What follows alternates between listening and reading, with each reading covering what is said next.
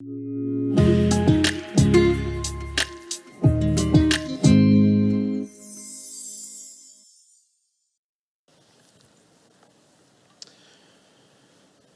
de commencer, j'aimerais qu'on puisse prier pour ce matin et remettre cette matinée-là à Jésus. Seigneur grand Dieu, merci pour la grâce que tu nous donnes de pouvoir nous réunir ce matin. Merci de nous avoir amenés jusqu'ici. Seigneur, c'est tellement une grâce de pouvoir te louer ce matin, de chanter ton nom, de se rappeler de ta vérité, de ton amour pour nous, Seigneur. Seigneur, dans ce temps de libération interne, je te prie que tous les temps de prière, tous les temps de requête, d'adoration, que ça puisse vraiment transformer pas seulement notre vie de prière, mais notre vie de tous les jours, nos relations, nos amitiés. Seigneur, je te prie que tu puisses nous bénir ce matin à travers la parole. Au nom de ton Fils. Nous vivons dans une société qui est de plus en plus basée sur la performance, l'évaluation, l'action, être occupé. Lorsqu'on nous pose la question « Comment ça va ?», c'est pas rare d'entendre « Ça roule, ça va vite, t'es occupé, on est fatigué ». Il y a un sentiment de fierté qui se cache en arrière un peu de cette réponse-là. Parce que c'est vraiment bizarre de dire « Ah ben, je fais rien, j'ai plein de temps libre, je sais pas quoi faire de mon temps ». C'est comme si ne rien faire paraîtrait mal et d'avoir plein de temps libre, c'est comme, OK, mais cette personne-là, c'est pas qu'est-ce qu'elle fait dans la vie. Notre société va coller notre identité à nos actions, à ce qu'on fait. On devient et on est on devient et on est quelqu'un lorsqu'on fait quelque chose. Nous sommes toujours sous le regard d'autrui, évalués sur ce qu'on fait, sur comment qu'on le fait, quand est-ce qu'on le fait. Au travail, on a une pression constante de bien performer, de bien faire notre travail. On se fait évaluer et on vit avec un stress de toujours bien paraître pour nos boss, pour nos collègues. À l'école, on se fait évaluer et on vit avec un stress de toujours avoir la bonne note. Sinon, nos parents ne seront pas contents. On ne va pas être capable d'aller au cégep en sciences nature, comme si les sciences humaines, c'était mauvais. Ceux qui ont fait les sciences humaines, je vous comprends. On vit sous la pression de bien paraître, à être accepté et être aimé. Si vous êtes un parent ce matin, vous devez souvent ressentir une pression sociale d'élever de bons enfants, puis de quoi on a de l'air si nos enfants ne font pas la bonne chose. Et lorsque nos enfants n'agissent pas comme qu'on le voudrait, on ressent le regard et le jugement des autres. L'autre jour, j'étais au Marshalls, aux promenades. On est allé magasiner pour un cadeau pour la fête, pour l'amie à Kelsey qui venait d'accoucher. Et la section des jouets est vraiment bien faite. C'est comme au niveau des yeux des enfants, c'est parfait. J'ai fait des plaintes, j'ai dit, mettez-les comme à 15 pieds dans les airs, comme ça, ils ne les verront pas. Mais par la force des choses, je me retrouve là avec James et Olivia, et là, je sais que j'en ai pour 10-15 minutes, puis là, je me dis dans ma tête, ça va être dur de partir. Lors de notre départ, James nous fait une de ses crises, et là, je ressens le jugement des autres. Parce que là, un enfant, quand ça crie, tout le monde le regarde, puis là, je ressentais le jugement des autres. Pas que je pense, peut-être qu'il y a des gens qui me jugeaient pour de vrai, mais je pense pas que les gens disaient comme « Hey, quel mauvais père », tu sais. Mais je ressentais cette pression-là. Et dans toute cette crise, James, du haut de ses 3 pieds, me lance un coup de poing dans la face le plus fort au monde. J'ai jamais vu ça. Mes lunettes tombent. Kelsey était au check-out, elle avait le cadeau, elle a pris le cadeau, elle l'a lancé à terre, puis elle a dit « OK, on s'en va ». Et là, sur le coup, ne m'a pas vraiment fait mal. Mais ce qui m'a fait mal, c'est comment que j'avais l'air aux yeux des autres parents, aux yeux des jeunes célibataires qui se disaient « Jamais de la vie, on va avoir des enfants ».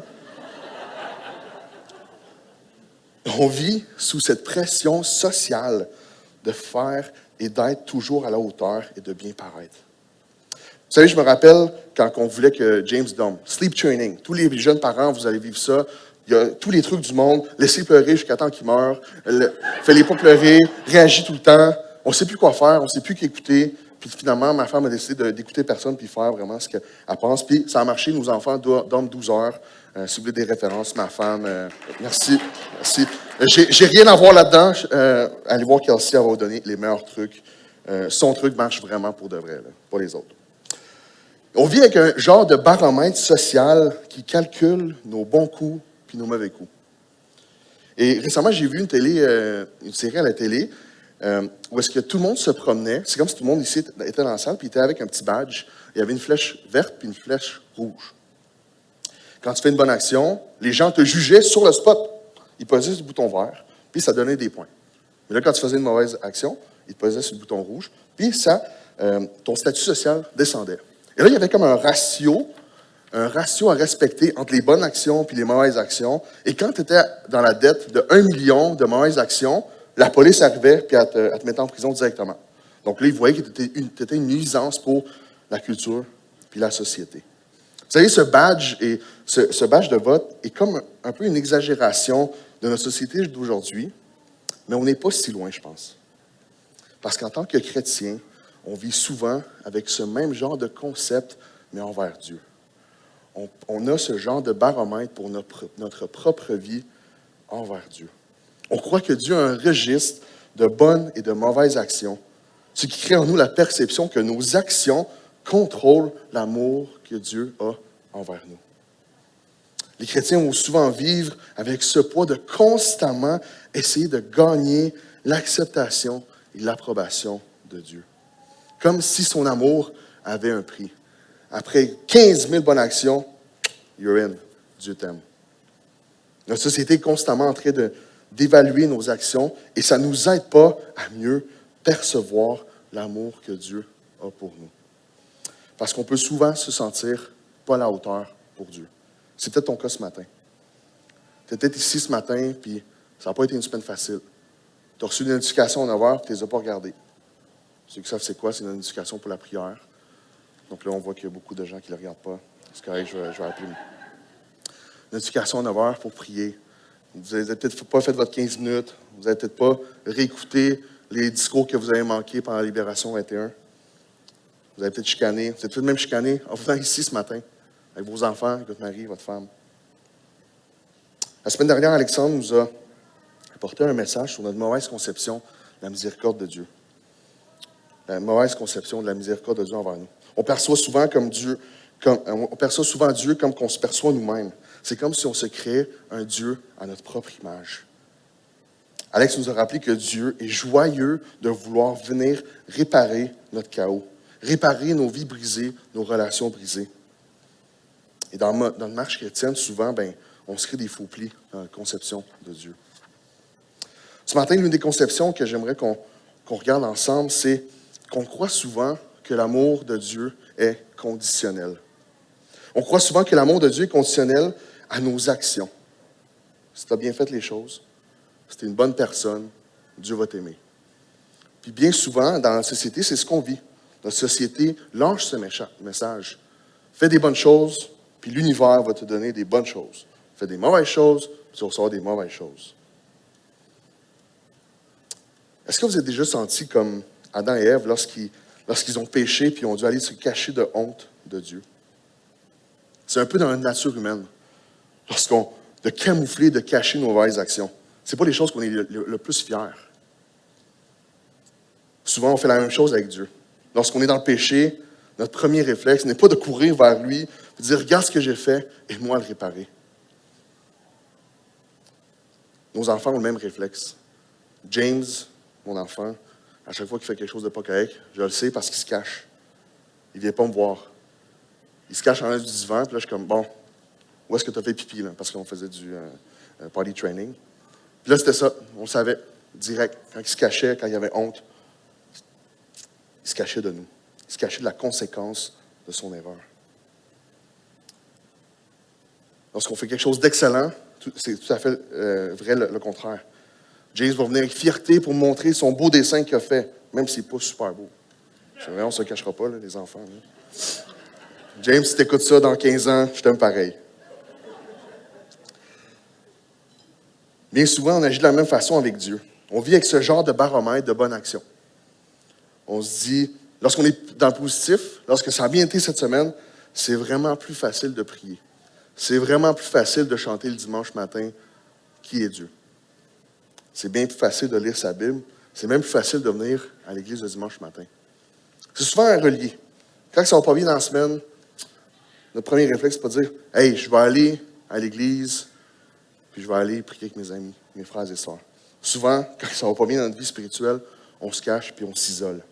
Parce qu'on a peur puis on a honte de venir, parce qu'on croit que l'amour de Dieu est conditionnel. On croit que nos actions contrôlent la façon que Dieu nous perçoit puis comment il nous aime. On vit avec ce sentiment qu'on n'est pas assez bon, que son amour envers nous est moins fort. On vit avec ce poids. Mais par contre, dans Matthieu 11, dans ceux qui lisent le livre Doux et humble, on voit que Christ est doux et humble de cœur. Mais nos actions et notre perception de Dieu nous repoussent et on a de la misère à venir à lui. On perçoit Dieu comme quelqu'un de méchant qui n'est jamais satisfait de nos actions, puis ça devient lourd de continuer à vivre notre vie chrétienne. Ce matin, je vous invite à tourner avec moi dans Romains 5, au verset 5 et 6.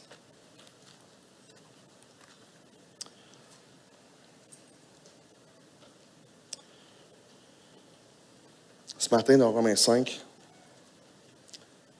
mon objectif, c'est qu'on puisse redécouvrir l'amour de Dieu envers nous et qu'on puisse s'ancrer dans la vérité et dans son amour pour nous, puis pas dans nos fausses conceptions qu'on a. Lisons le passage ensemble, à partir du verset 6. En effet, alors que nous étions sans force, Christ est mort pour des pécheurs au moment fixé.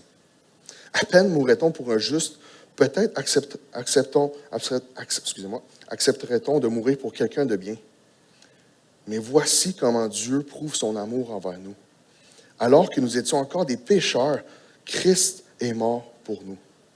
Puisque nous sommes maintenant considérés comme justes grâce à son sang, nous serons à bien plus forte raison sauvés par lui de la colère de Dieu. En effet, si nous avons été réconciliés avec Dieu grâce à la mort de son Fils, lorsque nous étions ses ennemis, nous serons à bien plus forte raison sauvés par sa vie maintenant. Par notre Seigneur Jésus-Christ, par qui maintenant nous avons reçu la réconciliation. Dans le passage qu'on voit, c'est à différentes reprises l'amour de Dieu envers nous. Vous savez, dans un sens, notre concept, notre perception de Dieu, que Dieu, son amour pour nous est conditionnel, est vrai. On chantait un chant ce matin, puis je fais « Wow! » Prends l'exemple. L'amour pour nous est sans condition. C'est vrai, puisque l'amour de Dieu est conditionnel, est vrai, parce que le péché a détruit notre relation avec Dieu. Il y a eu un grand prix à payer pour satisfaire la colère de Dieu. Pour beaucoup, on a un concept que c'est facile pour Dieu de pardonner. Un acteur américain a dit cette phrase suivante. Quand j'étais enfant, je priais tous les soirs pour avoir un nouveau vélo. Puis, j'ai réalisé que le Seigneur ne travaillait pas de cette façon, alors j'en ai volé un et je lui ai demandé pardon. Ce qui va nous aider à comprendre l'amour infini et inconditionnel de Dieu pour nos vies, c'est de comprendre l'autre médaille de l'amour de Dieu, qui est la colère de Dieu. En tant qu'humains, on est créé à l'image de Dieu. Et depuis la création, on a désobéi et nous avons porté offense à son image, en manquant la cible et en n'étant pas capable de vivre au standard de Dieu. Le standard de Dieu est fixé à 100% parce que Dieu est parfait. Tantôt, je dis que l'univers va nous récompenser si on fait des bonnes choses. Donc, plusieurs vont vivre avec ce concept-là. Fais des bonnes choses, puis Dieu va donner des bonnes choses. L'hiver, le ciel va donner des bonnes choses. Pour passer le test des bonnes choses, de faire les bonnes actions, d'être une bonne personne, il faut vivre une vie sans faute. Notre société vit avec un baromètre social qu'on va être dans le positif tout le temps et que tant que tout le monde vit sur un baromètre positif, on est correct. Par contre, la mauvaise nouvelle, c'est que devant Dieu, à 97% ou à 44% des bonnes choses, on a tout échoué.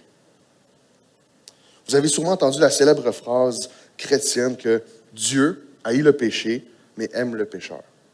Une phrase que je disais souvent, après avoir mon étude cette semaine, je vais la dire un petit peu moins. Cette phrase a un petit peu de fond de vérité, mais elle manque de nuances, et c'est important de comprendre la signification de cette phrase pour nous aider à comprendre l'amour inconditionnel de Dieu. Dans les standards de Dieu, il haït le péché, mais aussi le pécheur. Psaume 5, verset 4 dit, « Éternel, le matin, tu entends ma voix. Le matin, je me tourne vers toi et j'attends, car tu n'es pas un Dieu qui prenne plaisir à la méchanceté. Le mal n'a pas sa place auprès de toi. Les vantards ne peuvent résister devant ton regard. Tu détestes tous ceux qui commettent l'injustice. Tu fais disparaître les menteurs. L'Éternel a horreur des assassins et des trompeurs. » En ce moment, vous dites peut-être, mais là, j'ai assassiné personne. Dieu ne doit pas tant être horrifié. L'Éternel examine le juste, il déteste le méchant et celui qui aime la violence. Le grand paradoxe de ce monde, c'est quand on lit un verset, après avoir lu ça, bon, on va lire Jean 3,16, car Dieu a tant aimé le monde.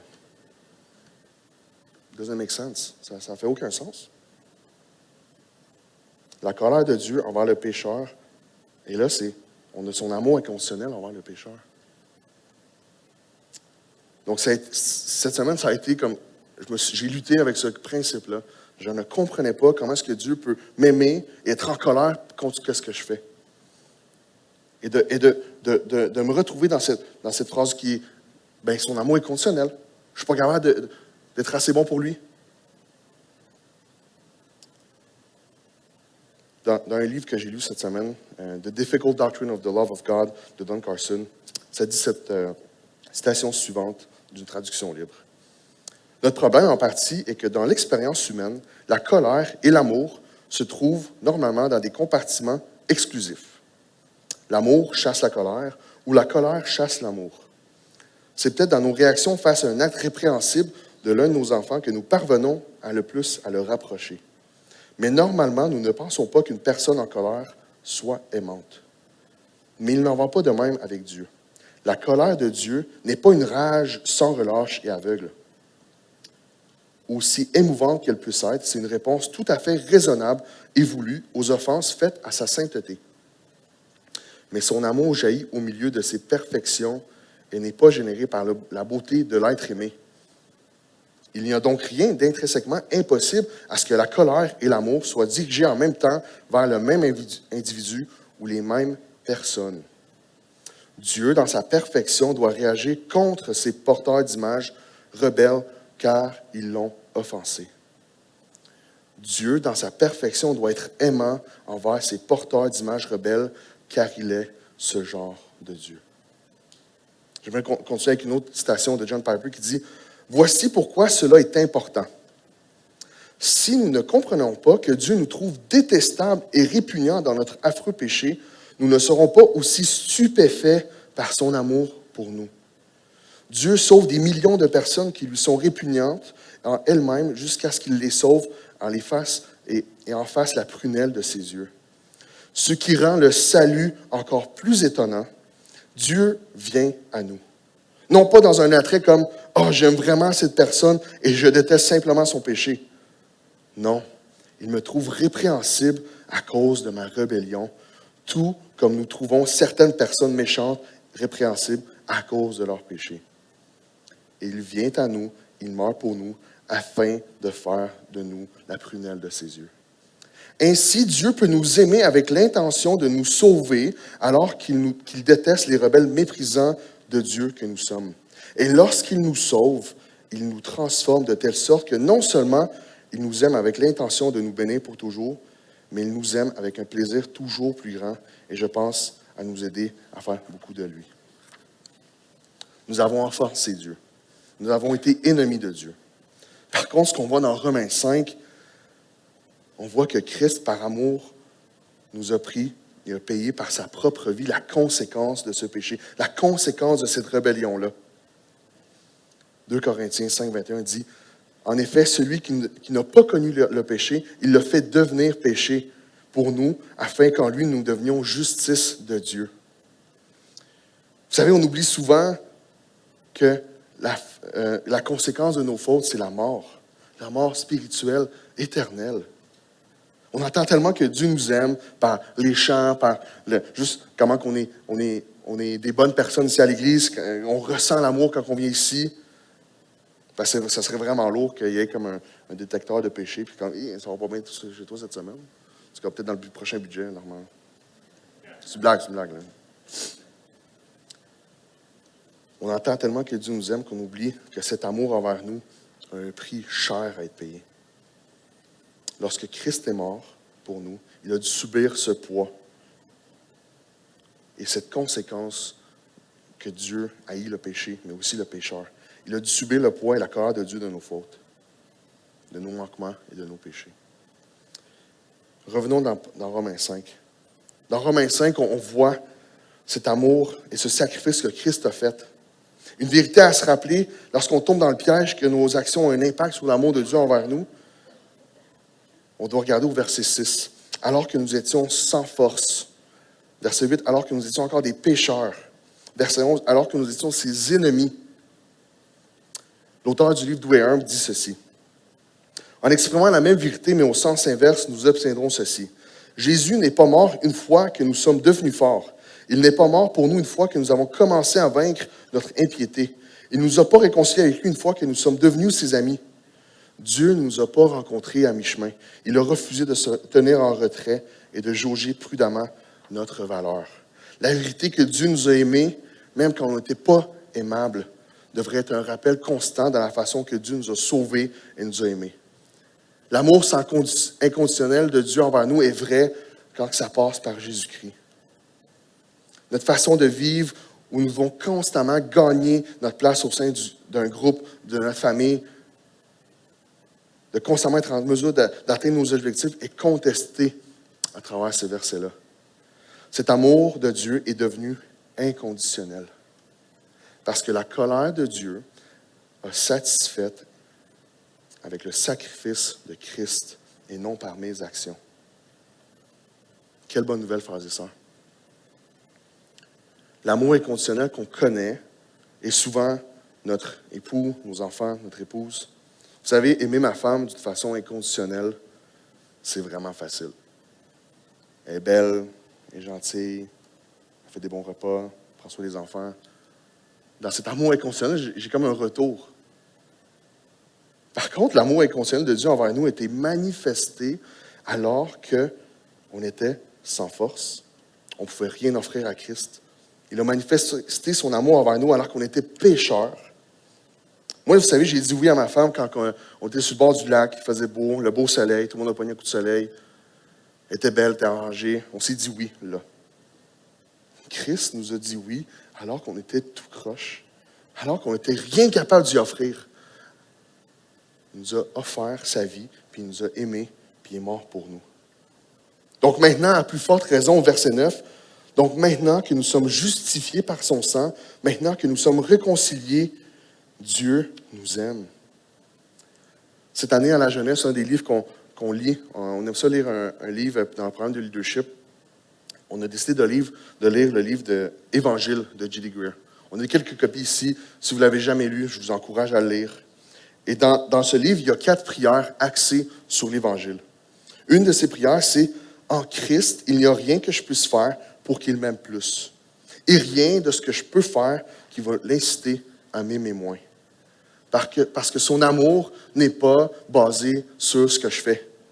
Son amour pour nous est basé sur la vie parfaite et le sacrifice de Jésus-Christ à la croix pour nous, à notre place.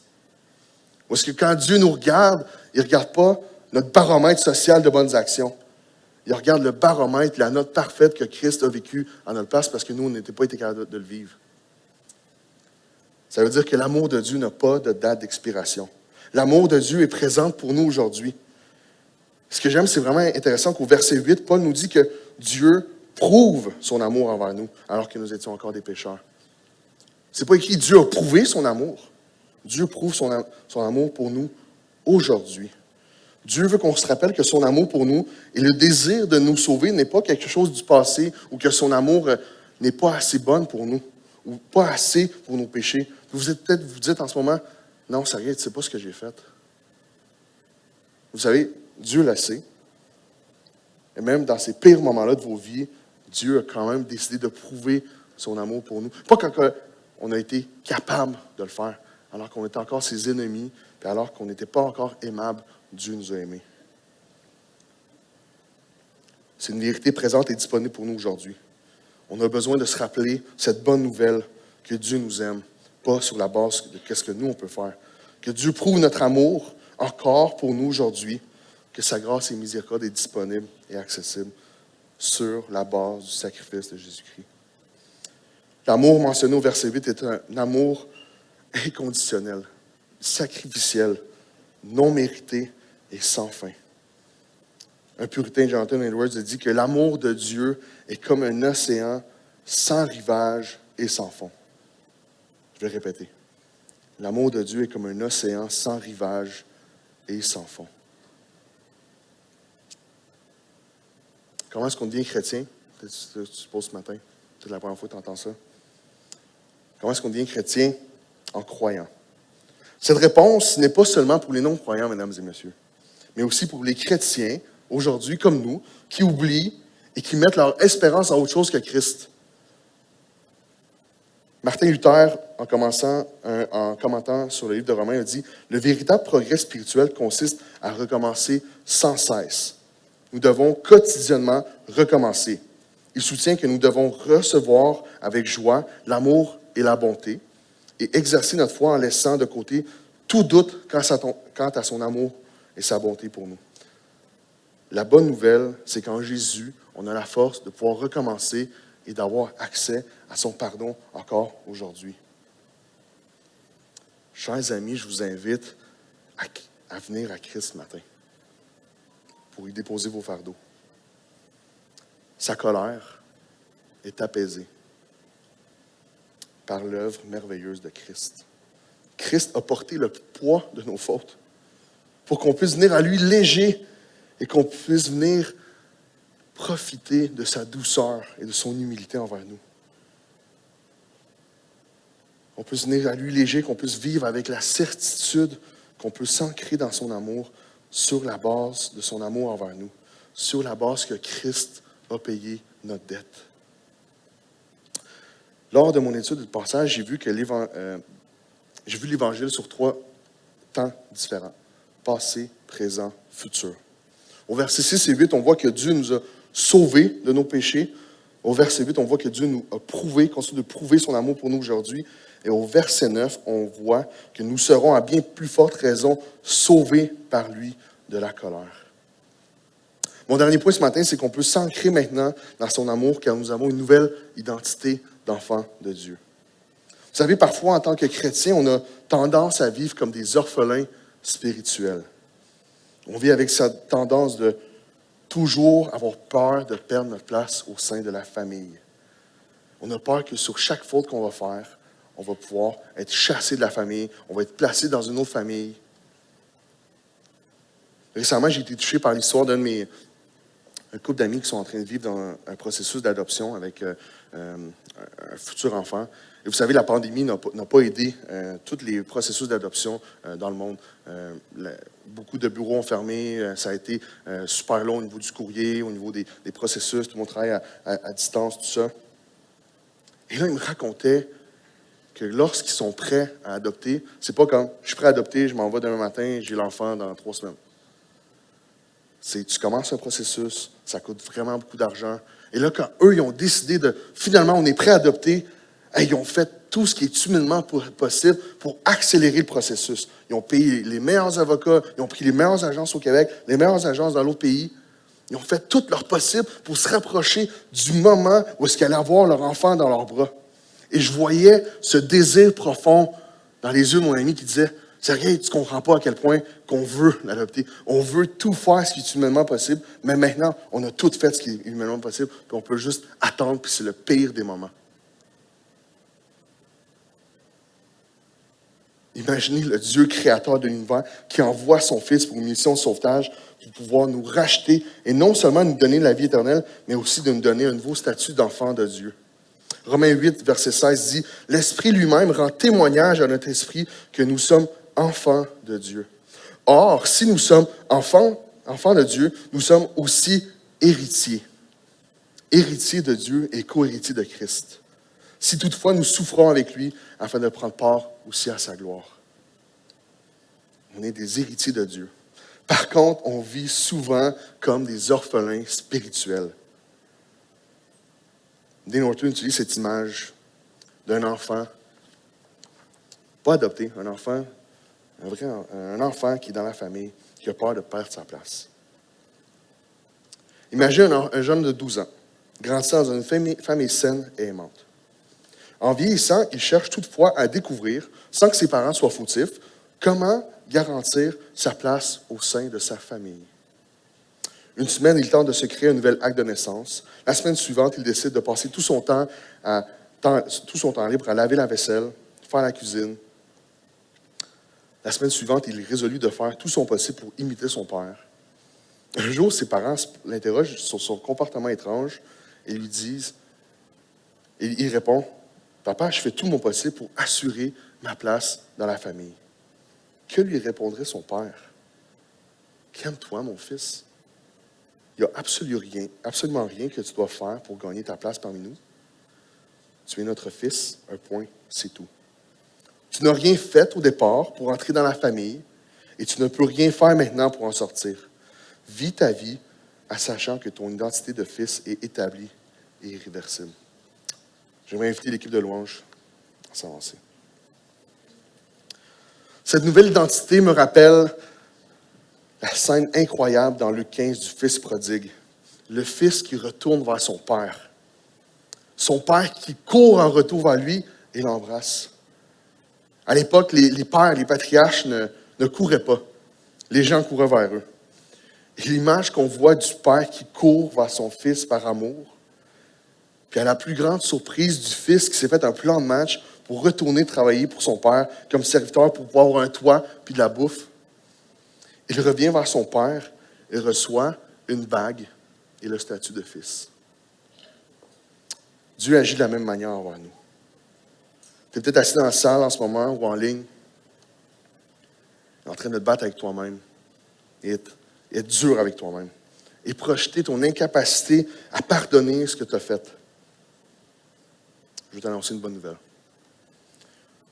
Dieu t'aime et l'amour de Dieu est inconditionnel, pas sur ta capacité à aimer, pas sur ta capacité à pardonner, pas sur ton baromètre social, spirituel, mais sur la base de la performance. C'est le baromètre parfait de Jésus-Christ. Tes fautes ont été pardonnées et payées un grand prix. On n'a pas juste un Dieu qui nous aime, on a maintenant un Père qui nous aime. Arrêtons de vivre dans le mensonge qu'on a gagné l'amour de Dieu. Parce que si c'était le cas, mesdames et messieurs, ce matin, il n'y a personne qui serait capable ici. Sauf Christ qui l'a déjà fait pour nous. Pas lorsqu'on était fort, aimable, beau, belle, capable et ami de Dieu. Dieu a prouvé son amour envers nous alors que nous étions faibles, alors que nous étions pécheurs, alors que nous étions ennemis. Ce matin, j'aimerais qu'on puisse se rappeler cette bonne nouvelle, qu'il n'y a rien qu'on puisse faire qui va inciter Dieu à nous aimer plus et rien qu'on puisse faire qui va inciter Dieu à nous aimer moins. Si tu as mis ta confiance en Jésus, en Dieu, que tu as décidé de le suivre ce matin, je t'invite à profiter de son nouveau statut d'enfant de Dieu et de t'ancrer dans l'amour de Dieu. Ce matin, on va prendre le repas du Seigneur.